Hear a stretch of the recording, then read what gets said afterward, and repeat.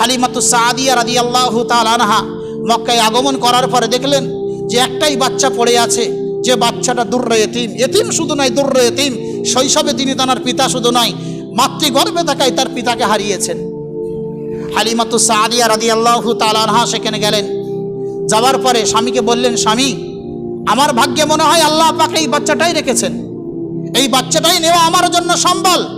আমি যদি এই বাচ্চাটাকে নিয়ে যেতে পারি, হতে পারে আল্লাহর পক্ষ থেকে কোনো রহমতের আমার জন্য বিবেচনা করা হবে, রহমতের নজুল করা হবে। হালিমাতুস সাদিয়া রাদিয়াল্লাহু তাআলা আনহা মা আমিনার সঙ্গে চুক্তি করলেন, সামান্য কিছু বিনিময়ে চুক্তি করলেন। মা আমিনা বললেন, আমার কাছে দেওয়ার মতো এমন কিছু নাই, সামান্য কিছু জিনিস আছে যেগুলো আমি তোমাকে দিতে পারি। হালিমাতুস সাদিয়া রাদিয়াল্লাহু তাআলা আনহা এই কথা শুনে নিজের স্বামীকে রাজি করে ফেললেন। স্বামী এবং স্ত্রী উভয় মিলে বাচ্চাকে কোলে তুলে নিলেন।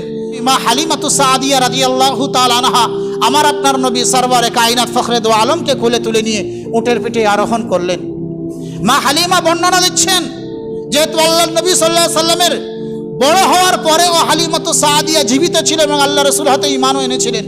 হালিমাতুস সাদিয়া রাদিয়াল্লাহু তাআলা আনহা বর্ণনা দিচ্ছেন, তারিখে ইবনে হিশামের মধ্যে আল্লামা ইবনে হিশাম রাহিমাহুল্লাহু তাআলা তার প্রথম খণ্ডের 158 নম্বর পৃষ্ঠায় লিখছেন, মা হালিমা যখন আল্লাহর নবী সাল্লাল্লাহু আলাইহি ওয়াসাল্লামকে কোলে তুলে নিয়েছেন, জানার স্তন দুটো শুকিয়ে গিয়েছিল, অনেক লম্বা সফর করার কারণে আল্লাহর পক্ষ থেকে তার স্তনগুলো ভরমার হয়ে গিয়েছে।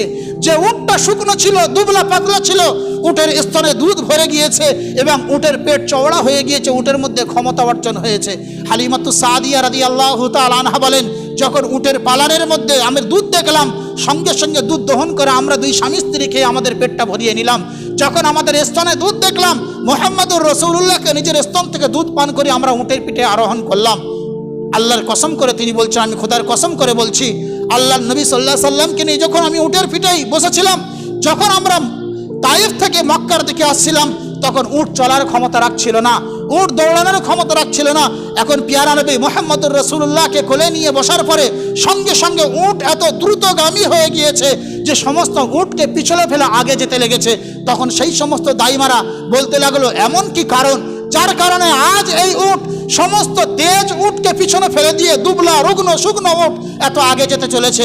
হালিমাতুস সাদিয়া রাদিয়াল্লাহু তাআলা আনহা বলেন, তোমরা যেই সন্তানকে অবহেলা করেছিলে, আমি সেই সন্তানকে অবহেলা না করে নিজের জন্য রহমত মনে করে তাকে কোলে নিয়েছিলাম, সেই কারণে সেই সন্তানের এমন অবস্থা হয়েছে। সুবহানাল্লাহি ওয়া বিহামদিহি।